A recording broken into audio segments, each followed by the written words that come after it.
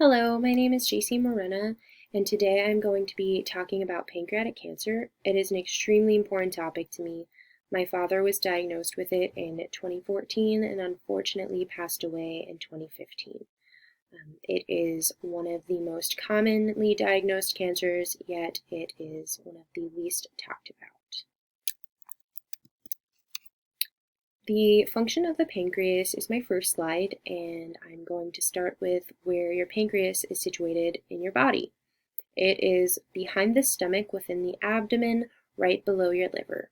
The pancreas has two main functions, the endocrine function and the exocrine function.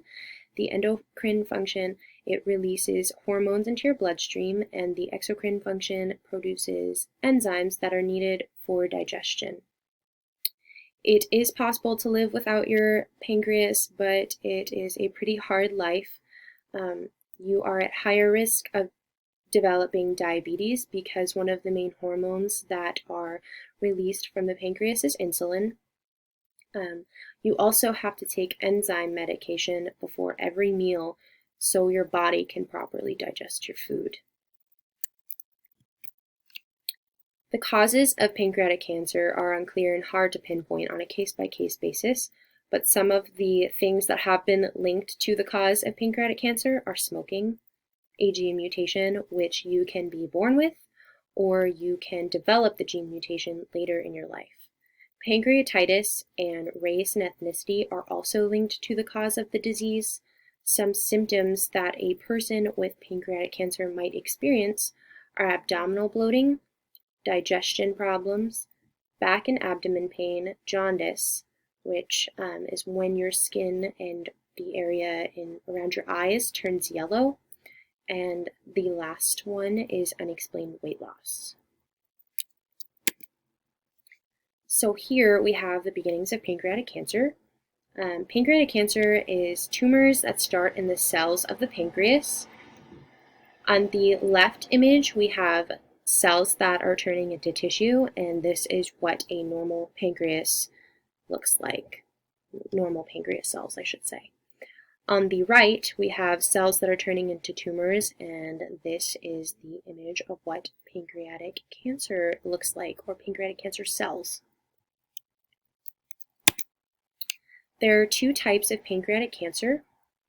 One is pancreatic adenocarcinoma, which is the most common and most aggressive, and the one that I'm going to focus on today. The second one is neuroendocrine pancreatic cancer, which makes up less than 5% of all pancreatic cancer diagnoses. Here we have a chart that shows the stages of pancreatic cancer and their treatment. So stage 1 is the tumor is in the pancreas and is 2 centimeters across or smaller. And the treatment is surgery. The specific surgery is called a Whipple surgery, and they basically go in and they remove as much of the pancreas that they can safely. After that, if that does not help, then you are expected to start chemotherapy or radiation to help the chance of survival.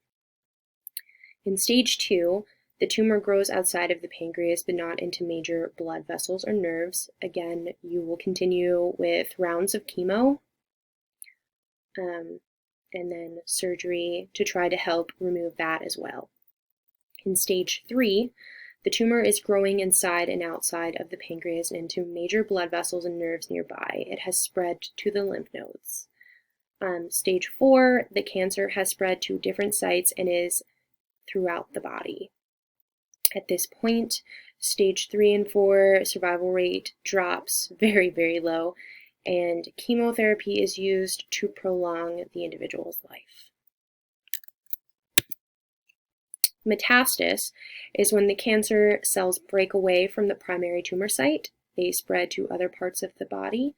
The image to the right is epithelial cells breaking away from their membrane, and they invade the surrounding tissue. So they're turning into tumor cells and spreading to the rest of the body, and you can see the key as well, what the normal epithelial cells are, the tumor cells, the fibroblasts that help metastasize.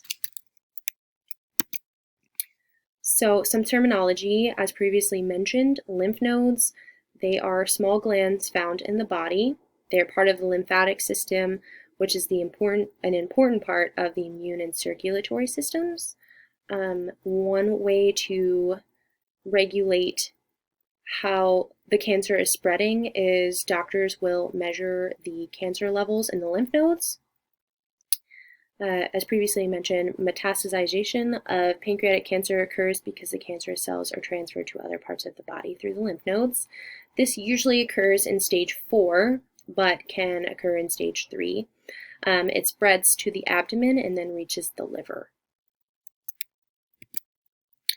My research study, I decided to focus on finding ways to quicker identify pancreatic cancer. Some facts about pancreatic cancer: it is the 4th leading cause of cancer death in the United States, and pancreatic cancer is projected to become the 2nd leading cause of cancer death by this year. I have not been able to find any charts or journals about this because 2020 isn't over yet, but I'm definitely interested in seeing if that becomes true. Patients with pancreatic cancer have a 5-year survival rate of only 6%. So if you are diagnosed with pancreatic cancer and you are able to enter remission, you have a 6% chance of 5-year survival. 90% of patients eventually die from the disease, and this accounts for 85 to 95% of all pancreatic malignancies. My study continued. The problem is that a lot of the symptoms that people with pancreatic cancer experience, they are nonspecific to pancreatic cancer. There are many reasons why people might have a stomach ache or experience abdominal pain and weight loss. So some of the technology used to detect pancreatic cancer and tumors are an ultrasound, which they are inexpensive and relatively available to use, but they do not use ionizing radiation, making it difficult to see the pancreas and masses if there are any present. The most common is the MDCT, which is widely available, and but still it only effectively can see 88% of large masses. And for masses under 1.5 centimeters, it is only 67% effective. An MRI is equivalent to the MDCT, and a PET-CT scan is more sensitive to small tumor masses, 88% effective overall. My last slide on my study is the conclusion that MDCT and MRI scans are the best way to detect pancreatic cancer in patients. However, early detection is needed to diagnose earlier, therefore lowering the death rate. So, some facts to support this is that the PanCan Action Network has done research that shows patients treated with matched therapies selected through molecular profiling have better outcomes. They support the recommendation that all pancreatic cancer patients undergo tumor tissue molecular profiling and genetic testing of a blood or saliva sample for better treatment solutions. And these are my sources. Thank you for watching.